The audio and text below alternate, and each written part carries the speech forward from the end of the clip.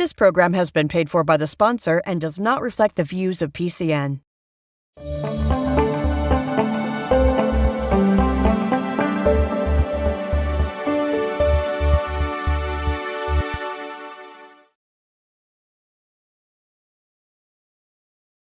Good afternoon, and welcome to PHRC Speaks, Fair Housing Forward. I'm your host, Brittany Mellinger, and I serve as the Fair Housing Training and Outreach Coordinator at the Pennsylvania Human Relations Commission.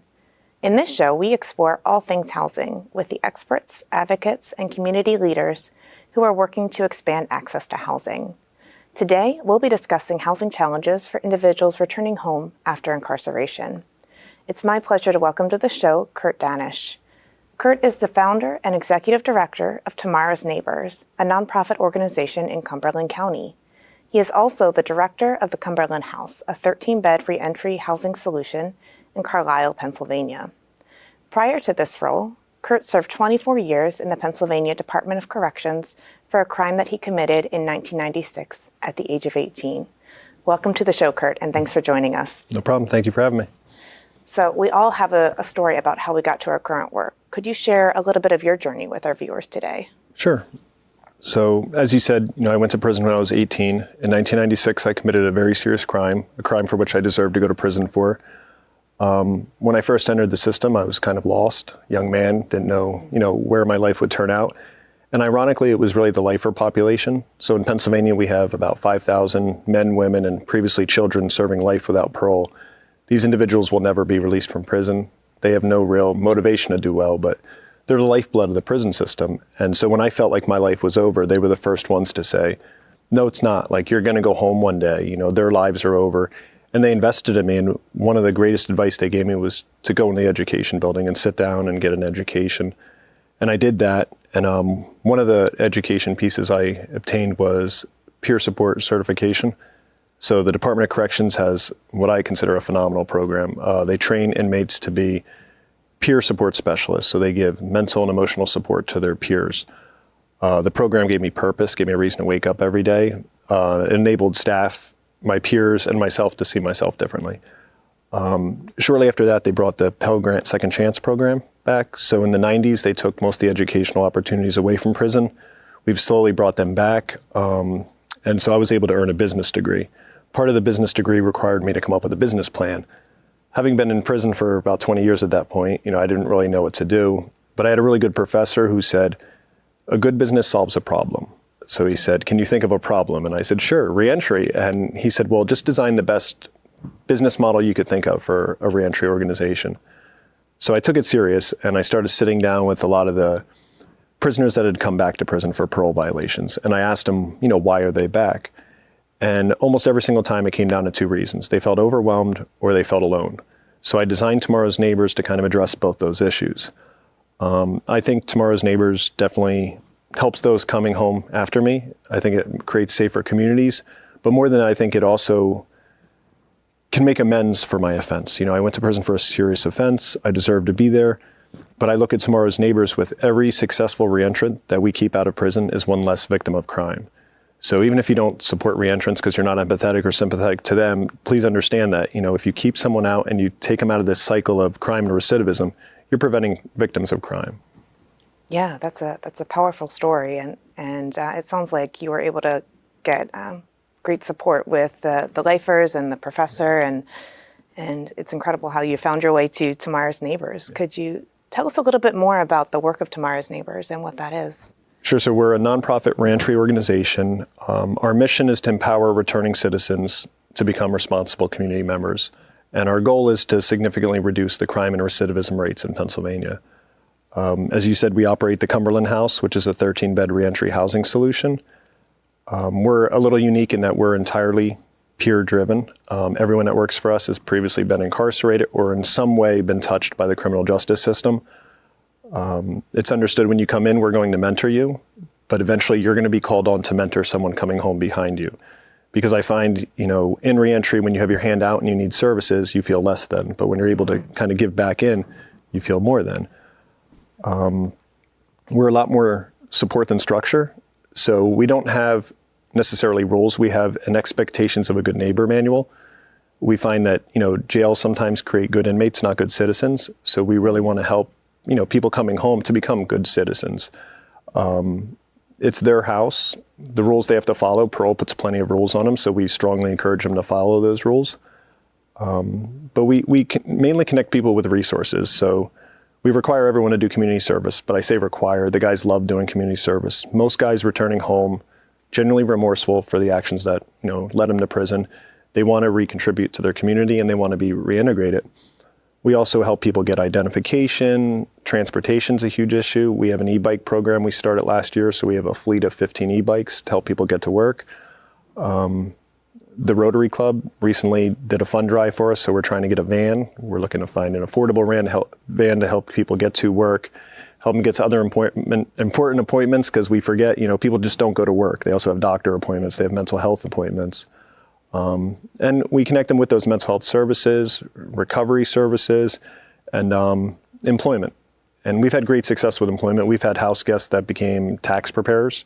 We have one guy that became a head chef at a pretty reputable restaurant. And we have a guy that just recently graduated from our program who's now going to Shippensburg University for social work. That's incredible to see how all of those folks are giving back and reestablishing their lives. In your work, what do you see as some of the biggest challenges for returning citizens? I mean, traditionally, it's obviously transportation is a big issue. Employment, I think stigma is a really big one. And a lot of the stigma is like, yes, the public perceives us a certain way, but when we come home, we feel like we have a sticker on our forehead that says, I just came out of prison. And unfortunately, some people fall into that path and they have the mentality that I'll reject society before society can reject me. So we really try to, our mentorship starts before somebody's released from prison. So we start working with them ahead of time. We start preparing them, to kind of address that mental mindset. But mental health is another issue, people coming out of prison. We have a rehabilitation model, but a lot of people that went to prison weren't rehabilitated to start with. So they need those life skills. A lot suffer from mental health. Technology is a huge one. We specialize in people that serve long-term incarceration. I personally, when I came home in 2020, had never been on a cell phone, never been on the internet. There's not a lot of access to that technology while you're incarcerated. So some people come home and they say, go on the internet and apply for a job. And they said, how do I get on the internet? So there's a lot of obstacles there that people don't necessarily see. But the biggest one I think is housing. Yeah. Just spending one day in jail, you're 10 times more likely than the average American to experience homelessness. I think it starts with housing. If you don't feel that there's a place for you out here, you have that voice in the back of your head saying you belong in prison. You belong on the outskirts of society. So I think it all starts with housing. We need to, give someone somewhere to feel safe so that they can take the next steps in employment and, build the rest of their lives. Yeah, housing is often that first step, that safe home base before you can go out and put all the other pieces in place. The lack of housing. If you have a bunch of people coming out of prison and they end up in one area, because people tend to live where they can work, right? So you look for where those jobs are. If you don't have transportation, you're stuck in a little perimeter. So you end up with a large concentration of people coming out of incarceration in one neighborhood, and crime rates go up. It's a much better model to kind of give them that support system, help them get into housing so they're more dispersed, receive more supports, and they're not just all in one area. Yeah, absolutely. So could you talk a little bit about how difficulty in finding housing might impact the housing stability of a reentrant? Sure. I mean, I think, most people come out and they have no credit, right? And they have no rental history, or they might have had evictions on them. I think it's disastrous because it all starts with housing. And without having that stability, some people fall back into relapse. Mental health, they give up hope. A lot of guys will end up getting into a terrible relationship because they need housing, right? Like, here's a woman that wants to date me and she's going to give me somewhere to live. That's not always a good environment. Right.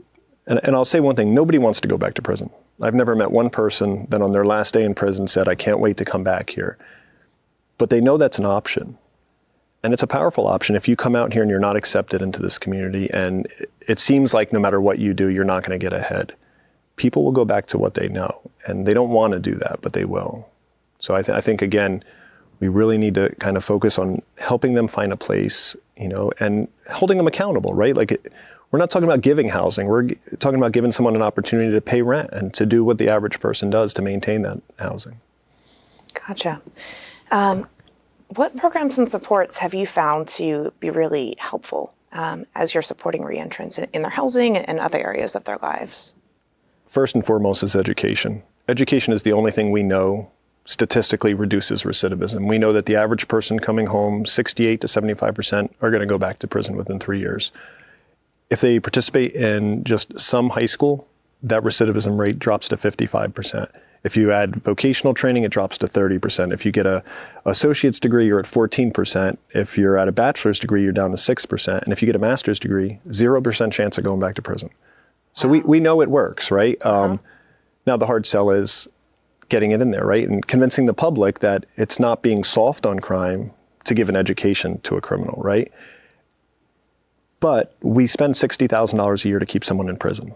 And education is a fraction of that.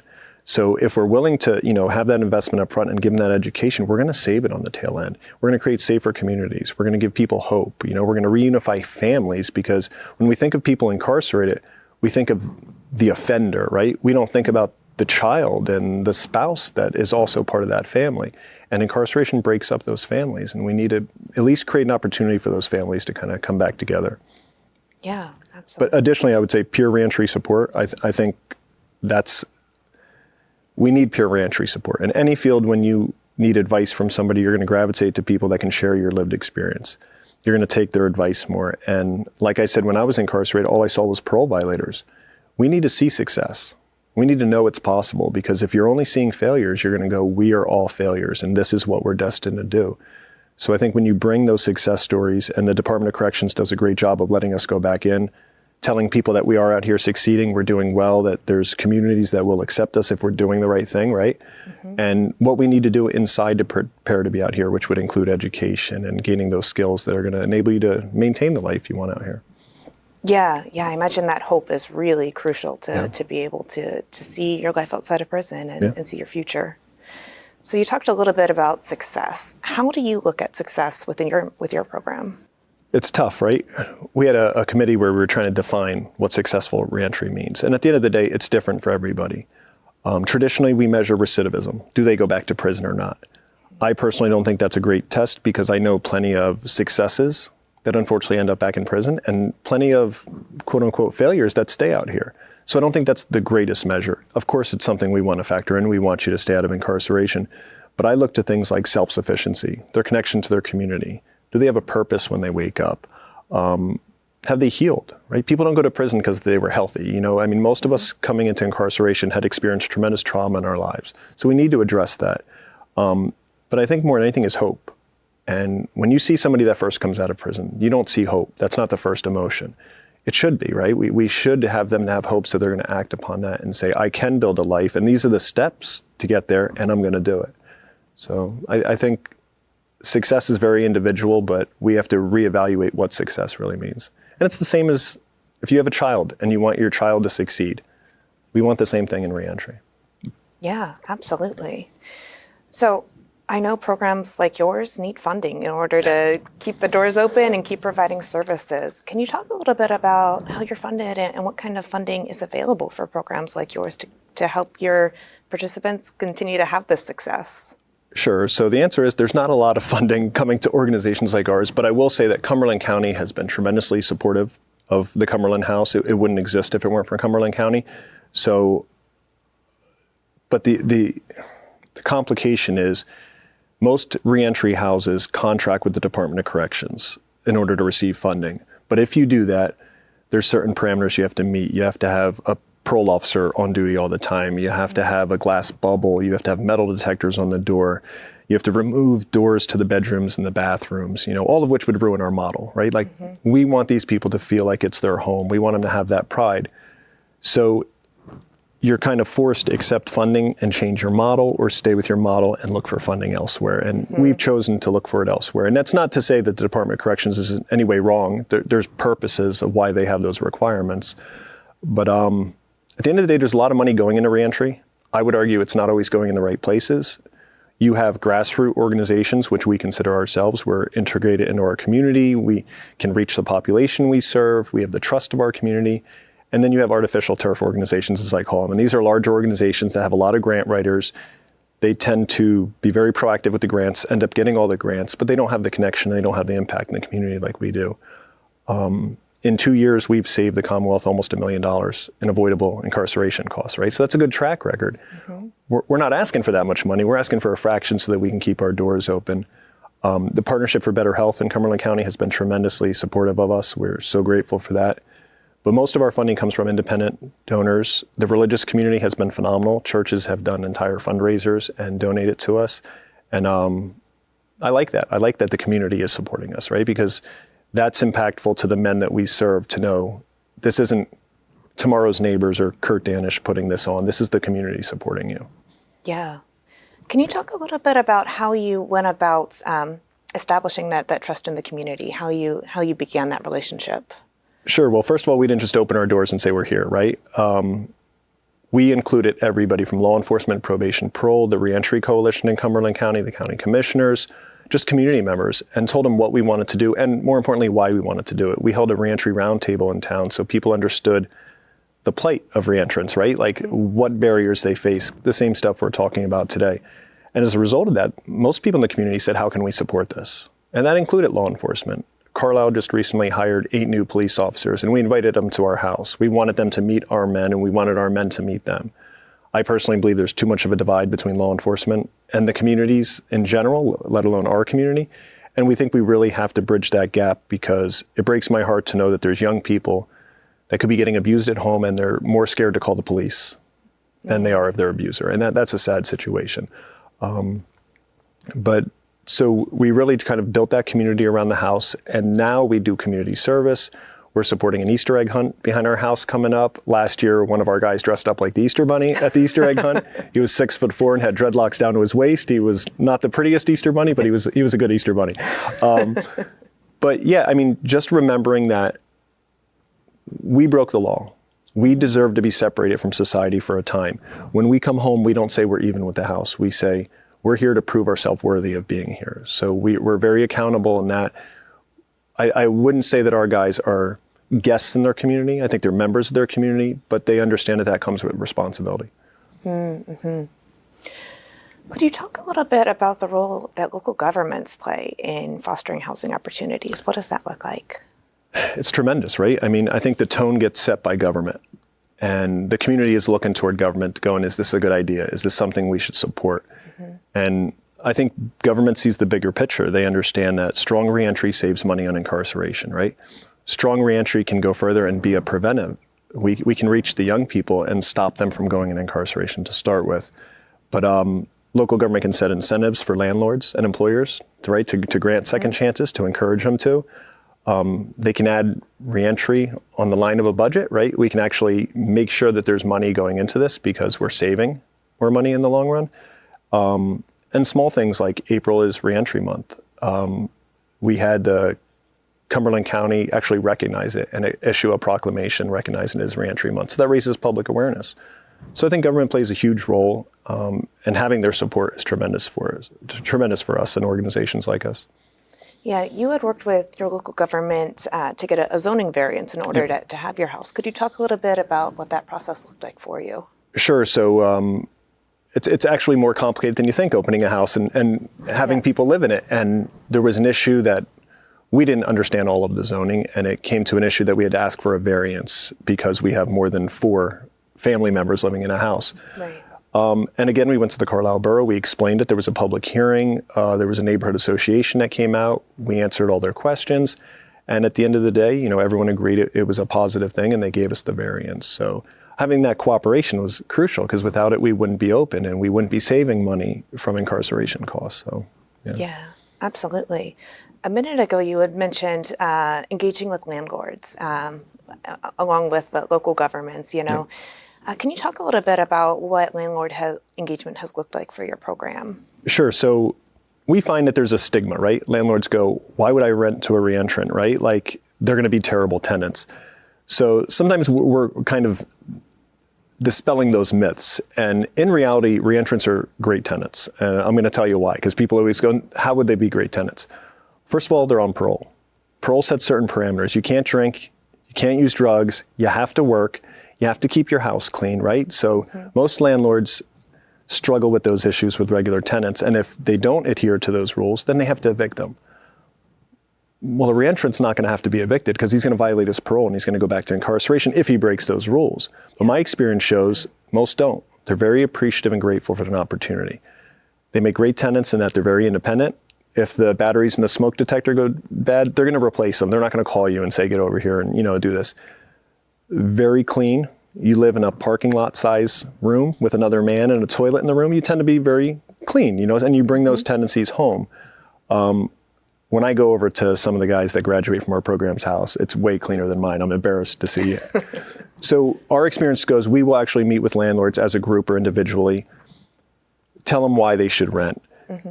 They take the chance and then they'll call us and say, do you have any more? Because it's really that good of an experience. And they tend to stay in the place, for at least a year, before they move on to somewhere else. But yeah, it's not hard to convince them. It's hard to beat that stigma. But once you do, I think people are on board.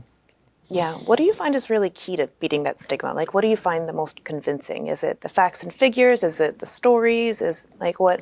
I'm a facts and figures guy, right? So I thought when I came home, that's what's going to compel people. Yeah. But honestly, telling stories, talking about it, I think that really does change hearts and minds, getting people exposed to people. Every time I talk about reentry, someone will come up afterwards, inevitably every single time, and they'll whisper and say, my brother's incarcerated. And I said, well, why are we whispering? Everybody knows somebody who's incarcerated. But I think that's powerful, right? People feel alone, so they feel isolated. When we just talk about it, right? We have, at one point, 2.5 million Americans in prison. This is an issue we should all be talking about. Yeah, absolutely. So the work that you do is incredibly meaningful, but I imagine it's also incredibly challenging as well. Could you talk a little bit about what keeps you going on those really tough days? Sure. I think of one person, and his name is Greg, and he went to prison when he was 14 years old. We started giving him services after he came home after 47 years incarceration. So you do the math, the man's in his 60s. He went to a halfway house in Harrisburg, rode his bike 3 miles to work, 3 miles back every single day, never complained, ended up getting an apartment in Carlisle. He has a job in Carlisle, and he would still ride his bike every day. Rain, sleet, snow, it didn't matter. So we recently got him a 50cc scooter so he could get to work and back. And in his words, he said, great, I can sleep longer in the morning.